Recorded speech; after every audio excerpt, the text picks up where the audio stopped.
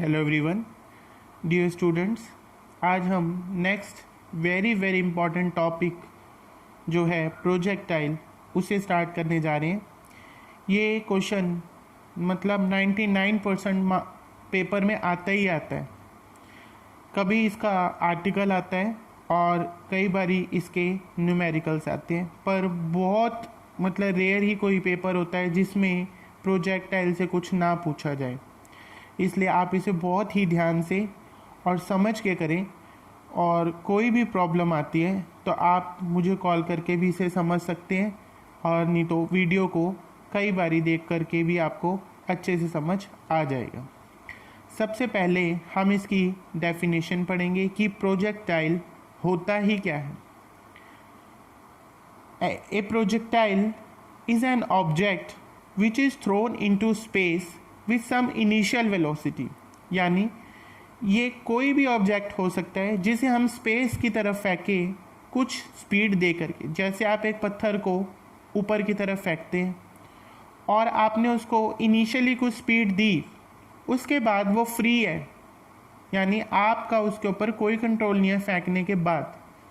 And after then क्या लिखा है, and after then it moves under the effect of gravity alone. और वो हम देखते हैं पत्थर को हमने फेंका तो हमारी दी गई स्पीड की वजह से कुछ देर वो ऊपर जाता है, और कुछ देर के बाद हम क्या देखते हैं कि वो उसकी स्पीड धीरे धीरे होते होते ऊपर जाते जाते क्या होती है, कम हो जाती है, और एक ऐसा इंस्टेंट आता है जिस पर वो अपनी स्पीड खो देता है, यानी ज़ीरो हो जाती है।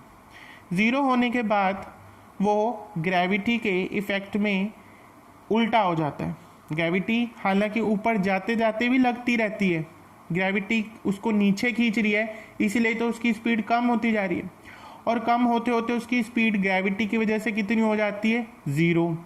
पर जब वो हाईएस्ट पॉइंट पे उसकी ज़ीरो हो जाती है, उसके बाद वो नीचे की तरफ यानी वापस मुड़ना शुरू कर देता है, और ग्रेविटी उसे अपनी तरफ खींचती चली जाती है, और वो धीरे धीरे अपनी स्पीड फिर से बढ़ाता है, बढ़ाते अर्थ के सरफेस के पास पहुँचते पहुँचते उसकी स्पीड मैक्सिमम हो जाती है, और वो फिर टकरा जाता है धरती से। तो इस ऐसे ऑब्जेक्ट को हम क्या कहते हैं, प्रोजेक्टाइल। जैसे अब वो कहते हैं कि the path followed by the projectile is called trajectory. यानी वो रास्ता कि पार्टिकल जो आपने फेंका है वो कौन से रास्ते से किधर जाता है, वो उसका पाथ जो होता है वो होता है ट्रेजेक्ट्री।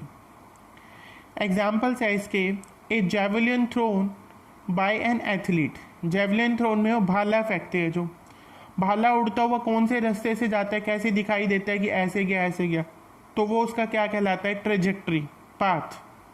भाले को आपने जेवलिन थ्रो में क्या किया, उसको शुरू में एक स्पीड दी, उसके बाद वो आगे अपने आप चलता गया, अपने टारगेट तक पहुंचा। दूसरा एग्जाम्पल जैसे इसने दिया, a bullet fired from the rifle. Rifle से बुलेट गोली लगती है ना टारगेट पे। जब हम गोली को बंदूक से छोड़ते हैं, ट्रिगर दबाते हैं, बुलेट फायर होती है, तो हमने उसके इनिशियल को स्पीड दी, पर जैसे जैसे वो आगे जाती है तो उसकी स्पीड में भी कमी आती है, और वो ग्रेविटी की वजह से थोड़ा अपने स्ट्रेट पाथ से थोड़ा सा क्या कर जाती है, मुड़ भी जाती। जो लोग निशाना लगाते हैं उनको इसकी बहुत नॉलेज होती है कि जिस पे वो टारगेट करते हैं एग्जैक्ट पॉइंट से, उससे थोड़ा ऊपर की तरफ वो निशाना लगाते हैं, क्योंकि उन्हें पता है मामूली 1, 2, 3 मिलीमीटर जितना ऊपर करेंगे तब जाके उसे नीचे जाके हिट करेगी, क्योंकि वो पहुँचते पहुँचते मामूली सा नीचे की तरफ शिफ्ट हो जाएगी। तो इस तरीके की मूवमेंट को हम प्रोजेक्टाइल कहते हैं। अब आज हम इसके दो आर्टिकल हैं। सबसे पहले देखते हैं हॉरिजॉन्टल प्रोजेक्शन, कि प्रोजेक्टाइल को फेंकने के भी दो तरीके होते हैं। एक तो ये तरीका है कि आप ग्राउंड से h ऊंचाई पर खड़े हो, यहाँ O पॉइंट पर, जैसे कि किसी बिल्डिंग पे खड़े हो या किसी छोटी पहाड़ी पे खड़े हो, ऐसे। तो आपने एक पत्थर को ऐसे सीधा फेंका तो वो थोड़ी देर तो सीधा जाएगा, पर आप देखोगे कि वो मुड़ते मुड़ते ऐसे जाके गिरेगा ना, ऐसे ए पॉइंट पर।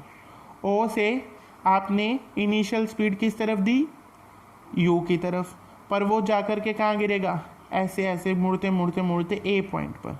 तो ओ से लेकर ए तक वो उसकी क्या कहलाएगी, ट्रेजेक्ट्री यानी कि पाथ। ठीक है, अब उसके बाद हम यही बात बता रहे हैं, इसमें एच क्या है, हाइट, यू क्या है, उसकी इनिशियल वेलोसिटी, जिस स्पीड से आपने पत्थर को या किसी बॉडी को फेंका है। ये कोई भी हमने पॉइंट ले लिया से कि ये पॉइंट पी है, मान लेते चलो कि ये पॉइंट पी है, तो पी पॉइंट पे उसकी वेलोसिटी जो होगी वो क्या है, वी। पी पॉइंट पर उसकी वेलोसिटी है वी, जो कि एक टेंजेंट से दिखाई गई है। और इस वेक्टर के v is a vector quantity velocity, इसके दो टुकड़े करें, एक हॉरिजॉन्टल कंपोनेंट vx और एक वर्टिकल कंपोनेंट vy। ये दो कंपोनेंट करते क्या है, यानी velocity is a vector quantity, velocity में दो कंपोनेंट है, एक तो उसे आगे बढ़ा रहा है। देखो ये जो पार्टिकल है p पॉइंट से एग्जैक्टली नीचे तो नहीं गिर गया ना, यहाँ पे तो नहीं आया, थोड़ी और आगे गया, तो यानी वेलोसिटी जो है वो दो काम करिए, एक तो उसे आगे भी बढ़ा रही है, यानी P पॉइंट से ये इसको जस्ट यहाँ पे नहीं गिरने दे रही, यहाँ से कहाँ आ गया, A पॉइंट पर, और ऊपर से नीचे भी ला रही है। तो वेलोसिटी के यहाँ पर दो कंपोनेंट हैं जो पार्टिकल को आगे बढ़ाने के लिए भी रिस्पॉन्सिबल हैं और पार्टिकल को नीचे लाने के लिए भी रिस्पॉन्सिबल हैं।